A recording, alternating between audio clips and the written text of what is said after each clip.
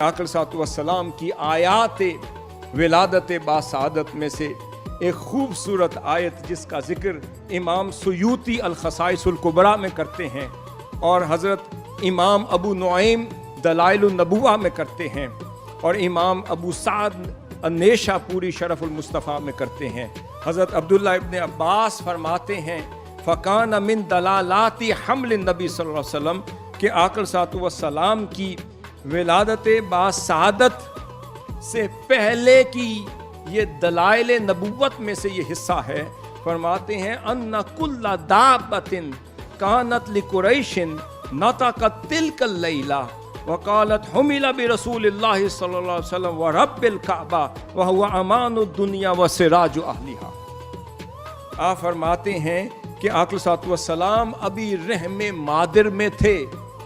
जैसे ही सैयदना अब्दुल्ला रज़ियल्लाहु ताला अन्हु की पेशानी से मुंतकिल होकर सैयदा आमिना आपकी वालदा माजिदा के बतन में मुंतकिल हुए तो फरमाते हैं उसी रात जब मुंतकिल हुए तो कुरैश के घरों में रहने वाले सारे जानवर बोल पड़े।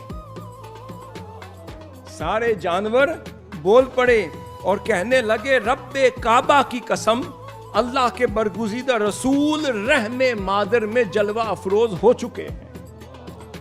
और फिर कहने लगे रब्बे काबा की कसम, वो दुनिया के लिए अमान है और अहले दुनिया के लिए चराग हिदायत बन कर आए हैं। हाज़िर मोहतरम, यहाँ सीरत तैयबा का पहलू जो समझना ज़रूरी है वो समझ आ गई कि वो महबूब जो अभी अपने रहमे मादर में हैं, अपनी वालदा माजिदा के पेट में तशरीफ़ फरमा है, तो वो बेजुबान जानवर बोल पड़े कि हमें बचाने वाले हमारे नबी, हमारे सरदार, हमारे अमान तशरीफ़ ले आए हैं। वो बोल पड़े। अब यहाँ सवाल ये पैदा होता है कि ये रिवायत तो मुस्तनद है, मैंने आपको अर्ज़ कर दी। अब जहन में एक सवाल उठता है कि अगर जानवर जो कुरैश के घरों में थे आज बोल रहे हैं अल्लाह की अता करदा जुबान की मदद से, तो जब वो नूर हजरत अब्दुल्ला की पेशानी में चमक रहा था उस वक्त क्यों नहीं बोले? और जब सैयदना अब्दुल मुत्तलिब के पास मुंतकिल हुआ तब क्यों नहीं बोले? तो पता ये चला कि पहले वो मुंतकिल हो रहा था नस्लन बादा नस्लन, अभी अपने मराहिल से गुजर रहा था। जब सैयदा आमिना के बतन में आ गया तो उन्हें भी समझ आ गई कि विलादत का वक्त करीब आ गया है।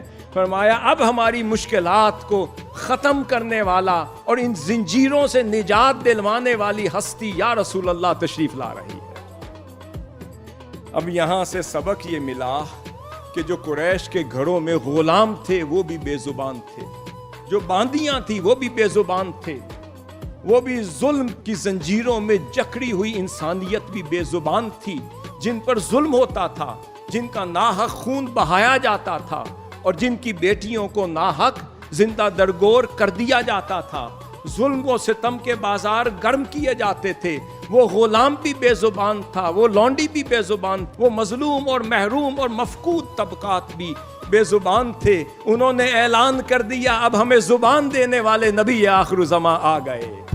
अब हमारी बेजुबानी का खात्मा करने वाले, हमारी जुबान को समझने वाले और बेसहारों का सहारा बनने वाले महबूब आ गए। अब यहाँ समझ आई कि जो हुज़ूर सल्लल्लाहु अलैहि वसल्लम की सीरत पर अमल पैरा है आज के दौर में, वही हुजूर की बारगाह के फयूज़ात से बहरावर हो रहा है, जो बेजुबानों को जुबान दे रहा है, जो मजलूमों का सहारा बन रहा है, जो बेसहारा लोगों का मदावा कर रहा है, जो परेशानी में, कर्ब में, जुल्म में मुब्तला इंसानियत के लिए जो रहमत का बायस बन कर आया।